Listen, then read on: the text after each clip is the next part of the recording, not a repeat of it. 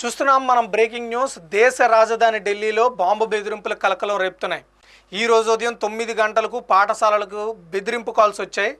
Emails కూడా రావడంతో పిల్లలు, తల్లిదండ్రులు, స్కూల్ యాజమాన్యాల్లో తీవ్ర ఆందోళన నెలకొంది. ఉదయం 8:30 నుంచి 9 గంటల మధ్య ప్రాంతంలో పలు స్కూళ్లకు బెదిరింపు మెయిల్స్ వచ్చాయి. ఆ మెసేజ్ల్లో ఈరోజు మధ్యాహ్నం 1:11 పేలుడు జరుగుతుందని హెచ్చరించారు. బెదిరింపు సమాచారం అందిన వెంటనే ఢిల్లీ పోలీసులు, fire department, bomb disposable squads తక్షణమే రంగంలోకి దిగాయి. ప్రభావిత స్కూలుకు భారీగా భద్రతా బలగాలు చేరుకున్నాయి. బాంబ్ బెదిరింపులు వచ్చిన పాఠశాలలు ఏంటంటే Loreto convent school, Cambridge school, Venkateswara school, Cambridge school, New Delhi friends colony and the Indian school, CM school, DTA school, Bala Bharat స్కూల్కి సంబంధించి బాంబు బెదిరింపులు వచ్చాయి. పోలీసుల ఆదేశాల మేరకు కొన్ని స్కూళ్ళల్లో విద్యార్థులు, సిబ్బందిని బయటికి తరలించారు. మరికొన్ని స్కూళ్ళల్లో తరగతులు పూర్తిగా ఆపేశారు. ఇప్పటి వరకు ఎక్కడా అనుమానాస్పద వస్తువులు ఏవీ లభించలేదని ఢిల్లీ పోలీసులు స్పష్టం చేశారు. బెదిరింపు ఈమెయిల్లో తీవ్రవాద భావజాలం, రెచ్చగొట్టే పదాలు ఉన్నాయని తెలిపారు పోలీసులు.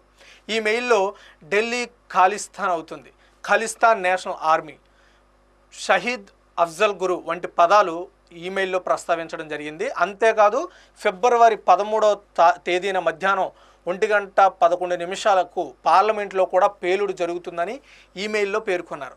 దీంతో భద్రతా సంస్థలు ఈ బెదిరింపును చాలా సీరియస్గా తీసుకున్నాయి. ఈ పరిణామాల నేపథ్యంలో ఢిల్లీ అంతటా సున్నిత ప్రాంతాల్లో భద్రతను మరింత పెంచారు. ప్రత్యేకంగా స్కూళ్ళు, ప్రభుత్వ భవనాలు, పార్లమెంటు పరిసరాలు కఠిన భద్రతలో ఉన్నాయి.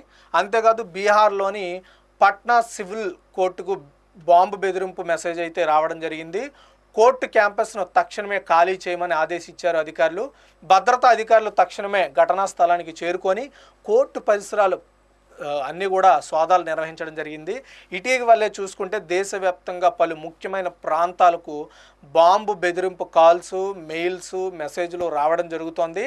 కాబట్టి వీటిని దృష్టిలో పెట్టుకొని ప్రభుత్వాలు కఠినంగా వీటి మీద నిర్ణయాలు తీసుకోవాల్సిన అవసరం ఉంది.